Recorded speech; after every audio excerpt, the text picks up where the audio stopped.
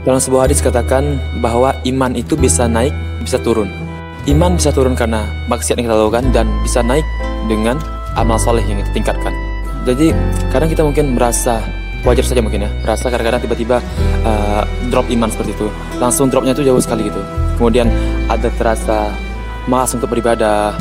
Kalau sudah seperti itu jangan berlama-lama. Langsung isi kembali baterai iman kita. Bagaimana caranya? Guru-guru kita mengatakan yaitu dengan cara seperti dalam hadis tadi dikatakan bahwa kita harus memperbanyak amal saleh gitu.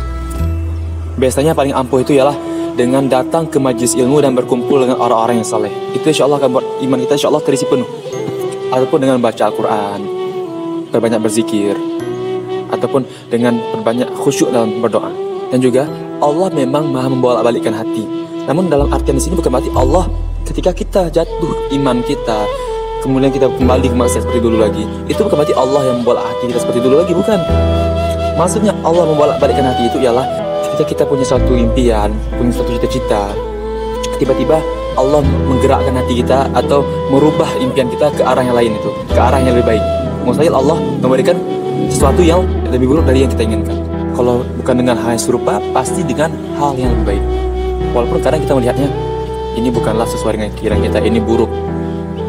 Tapi percayalah, dalam Quran surah Al-Baqarah ayat 216 katakan, Wallahu ya'lamu wa antum la ta'lamun. Allah itu lebih mengetahui sedangkan kamu tidak mengetahui. Yang punya masa depan kan Allah kan. Jadi saat iman kita mulai drop, itu mungkin kadang bentuk kode dari Allah bahwa Allah itu rindu pada kita.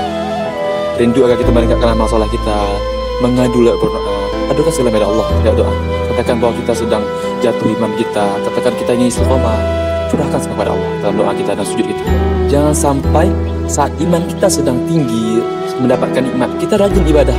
Namun saat iman kita sedang drop, kita mendapatkan musibah, kita malas dalam ibadah. Ingat ya, masalah tidak sebanding dengan malasnya kita beribadah. Tidak sebanding. Mau kita sedang dapat masalah, sedang dapat ujian, sedang dapat musibah, bagaimanapun kondisi kita harus tetap beribadah kepada Allah. Dalam Quran surah Al-Baqarah juga dikatakan bahwa kita memang akan diuji kan. Wal nabluwannakum bisyai'in minal khawfi wal ju' wa naqsim minal amwali wal anfusi wat thamarat wa basyirus sabirin. Ya, kita akan diuji dengan macam cobaan dalam hidup kita ini. Tapi apa? Di kabar akhirnya bahwa berikanlah kabar gembira kepada orang-orang yang bersabar. Kemudian juga di ayat sebelumnya dikatakan innallaha ma'as sabirin. Ya, Allah bersama orang yang sabar. Kemudian juga dikatakan di awal ayatnya, ya ayyuhalladzina amanu ista'inu bis sabri was shalah. Wahai orang yang beriman, aku punya iman, mintalah tolong kepada Allah dengan salat dan sabar. Dalam salat kita adukan segalanya dan bersabarlah. Jadi sabar pun kadang bukan hanya dalam musibah saja.